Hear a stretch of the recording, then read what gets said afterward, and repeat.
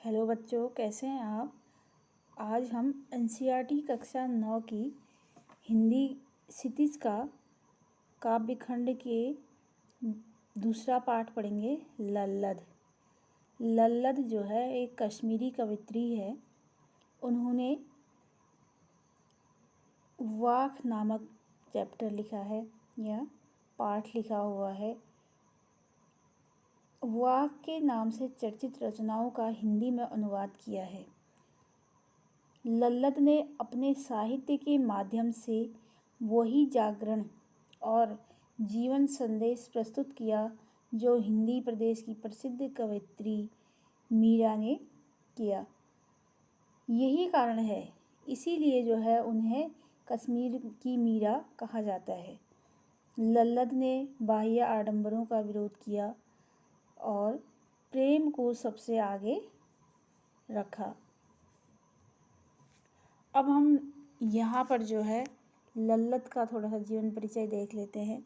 कश्मीरी भाषा की लोकप्रिय संत कवयित्री लल्लद का जन्म सन 1320 के लगभग कश्मीर स्थित पामपोर के सिमपुरा गांव में हुआ था। उनके जीवन के बारे में प्रमाणिक जानकारी नहीं मिलती। लल्लद को लल्लेश्वरी, लला, लल योगेश्वरी, ललारिफा आदि नामों से भी जाना जाता है। उनका देहांत सन 1991 के आसपास माना जाता है। लल्लद की काव्य शैली को वाक कहा जाता है। जो उनकी काव्य शैली थी, लिखने की जो शैली थी, उसी को वाक कहा जाता है। जिस तरह हिंदी में कबीर के दोहे, मीरा के पद, तुलसी की चौपाई और रसखान के सवैये प्रसिद्ध हैं, उसी तरह लल्लद के वाक प्रसिद्ध हैं। अपने वाकों के जरिए उन्होंने जाति और धर्म की संकीर्णताओं से ऊपर उठकर भक्ति के ऐसे रास्ते पर चलने पर जोर दिया जिसका जुड़ाव जीवन से हो। उन्होंने धार्मिक आडंबरों का विरोध किया और प्रेम को सबसे बड़ा मूल्य बताया। लोक जीवन के तत्वों से प्रेरित लल्लद की रचनाओं में तत्कालीन पंडिताओं, भाषा, संस्कृत और दरबार के बोझ से दबी फारसी के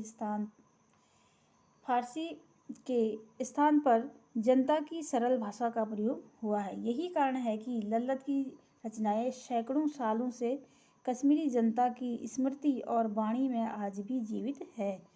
कश्मीरी जो जनता है उनकी स्मृति मतलब होता है यादों में, जो पुरानी यादें हैं उनकी वाणी में आज भी उनकी रचनाएं हैं। वे आधुनिक कश्मीरी भाषा का प्रमुख स्तंभ मानी जाती हैं।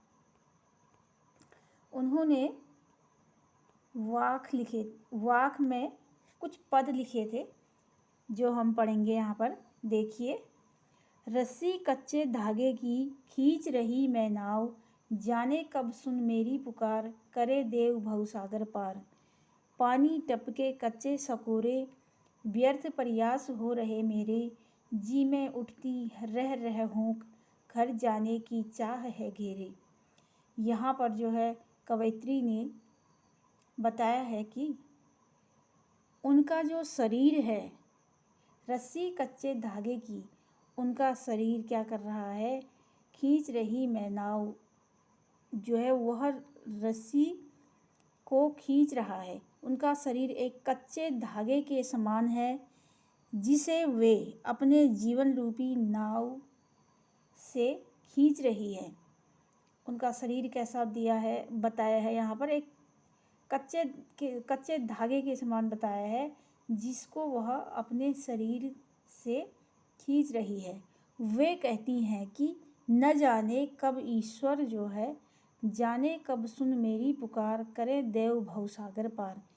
न जाने ईश्वर जो है मेरी पुकार कब सुनेंगे और मुझे जो है भवसागर, इस संसार रूपी सागर से पार करेंगे, लगाएंगे, अर्थात अपने परम धाम बुलाएंगे ताकि उन्हें मोक्ष की प्राप्ति हो। पानी टपके कच्चे सकोरे, व्यर्थ प्रयास हो रहे मेरे। उनकी इस संसार में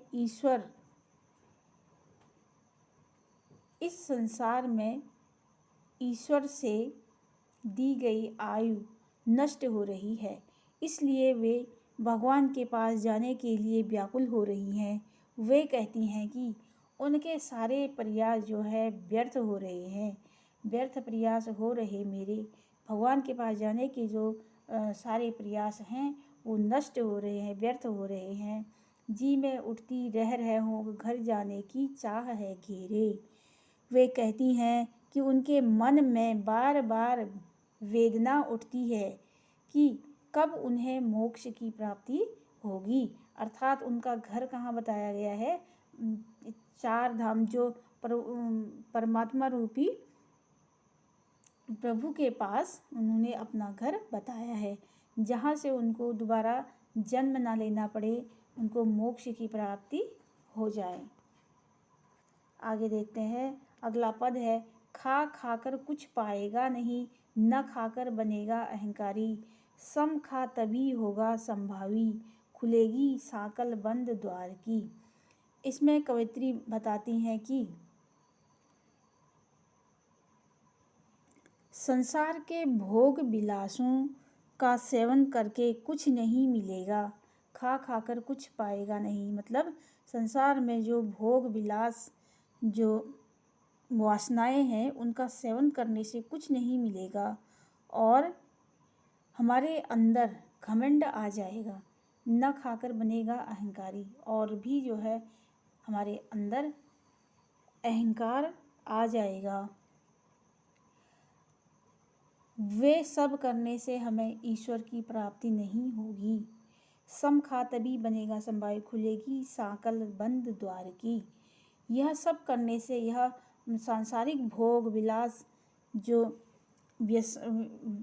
व्यसन है, इनको करने से जो है और भी हमें अहंकार होगा और हमें ईश्वर की प्राप्ति नहीं होगी। यदि हम इन दिनों के बीच का मार्ग चाहेंगे, इन दोनों के बीच का मार्ग चाहते हैं और अपनी ज्ञान इंद्रियों को नियंत्रण में रखेंगे, तो ईश्वर के परम वार की साकल, साकल मतलब सकरा, जो बहुत कठिन रास्ता है, छोटा रास्ता है, जहाँ से हमें जाना है, अपने आप ही खुल जाएगा।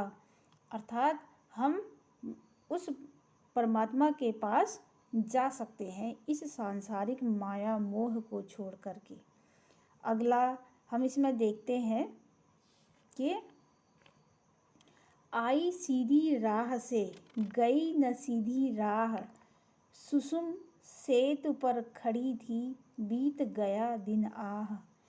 जेब टटोली कौड़ी न पाई, माझी को दूं क्या उतराई। अब यहाँ पर जो है लल्लत बताती हैं, कवयित्री जो है वो कहती हैं कि ईश्वर को पाने के लिए आई सीधी राह से, राह मतलब रास्ता, आई मैं बहुत सीधी राह से ईश्वर को पाने के लिए सीधे सीधे साधना का मार्ग अपना रही थी। गई न सीधी राह, मैं जो है ईश्वर को पाने के लिए सीधा सीधा रास्ता अपना रही थी, लेकिन संसार के भोग विलास में मग्न होकर अपने मार्ग से भटक गई। मैं जो है यह संसार रूपी जो सागर है, इसमें भोग विलासों में लिप्त हो गई और अपने रास्ते से भटक गई और हठ योग अपना लिया। उन्होंने क्या अपना लिया? हठ योग अपना लिया। वे कहती हैं कि वे अपने जीवन के अंतिम और कमज़ोर क्षणों में खड़ी और ईश्वर द्वारा दिया गया समय उनके लिए खत्म हो चुका है। जेब टटोली कौड़ी न पाई, माझी को दूं क्या उतराई। अब जो है वह क्या सोचती हैं, जब उन्होंने अपने कर्मों का विश्लेषण किया, विश्लेषण किया, अपने कर्मों के बारे में जानना चाहा, तो उसे ज्ञात हुआ कि उन्होंने जीवन में कोई भी अच्छा कर्म नहीं किया। इसलिए वे व्याकुल हैं कि वे माझी रूपी ईश्वर को उनके परम धाम जाने के लिए क्या देंगे। उतराई मतलब माझी को दूं क्या उतराई। वे एक साधक के रूप में, जैसे हम कहीं नाव में बैठते हैं तो उनको उतराई देते हैं, मतलब उनको जो किराया देते हैं पैसों के रूप में, वह मैं कहाँ से दूँ यह बता रही है। अब मेरे पास कुछ भी नहीं है। ईश्वर को उनके परमधाम जाने के लिए क्या उत्तर दूंगी कि मैंने वहाँ पर कैसे कर्म किए थे। अगला है इसमें, थल थल में बसता है शिव ही, भेद न कर क्या हिंदू मुसलमान, ज्ञानी है तो स्वयं को जान, वही है साहिब से पहचान। यहाँ पर जो है कवयित्री बताती हैं कि परमात्मा प्रकृति के कण कण में बसा हुआ है। थल थल मतलब कण कण में बसता है शिव ही, परमात्मा जिसको हम इधर उधर मंदिर में, मस्जिद में, काबा, कैलाश हर जगह में ढूंढते फिरते हैं, वह जो है कण कण में बसा हुआ है। मनुष्य के जीवन तत्व में वह विद्यमान है, परंतु भिन्न भिन्न धार्मिक मान्यताएं हिंदू मुसलमान ईश्वर में अंतर करती हैं। जो धार्मिक मान्यताएं हैं यहाँ पर वही जो है इनमें अंतर करती हैं, लेकिन यह सब एक ही है। कवयित्री कहती है, हे हिंदू, हे मुसलमान, तुम इस सर्वव्यापी तत्व में भेद न करो। तुम क्या करो, इस सर्वव्यापी तत्वों में भेद मत करो। यदि तुम्हें वास्तव में सच्चा ज्ञान प्राप्त हो गया है तो स्वयं को पहचानो, क्योंकि तुम में ही ईश्वर बसता है। तो स्वयं को जान, वही है साहिब से पहचान। यहाँ पर बताया गया है, अगर तुम्हें सच्चा ज्ञान प्राप्त हो जाएगा तो आपको इधर उधर भटकने की ज़रूरत नहीं है, और ईश्वर जो है स्वयं तुम्हारे अंदर ही बसता है, तो वह अवश्य मिलेगा। अगर हम उसे खोजेंगे, हम ईश्वर को खोजेंगे तो वह हमें अवश्य ही मिलेगा। वह चेतन रूप में हमारे अंदर ही है, परंतु वाक में ईश्वर के व्यापक स्वरूप का वर्णन करते हुए भेदभाव का विरोध किया है। साथ ही यह भी बताने का प्रयास किया है कि मनुष्य उसे ईश्वर स्वयं पहचान नहीं पाता। मनुष्य जो है ईश्वर को स्वयं या खुद से पहचान नहीं पाता है, इसलिए वह उसे ढूंढने के लिए इधर उधर दौड़ता फिरता रहता है।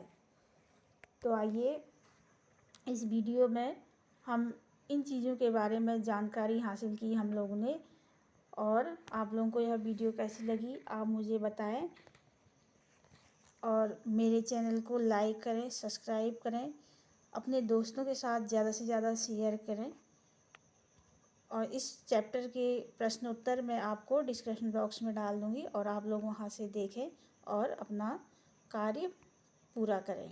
Thank you.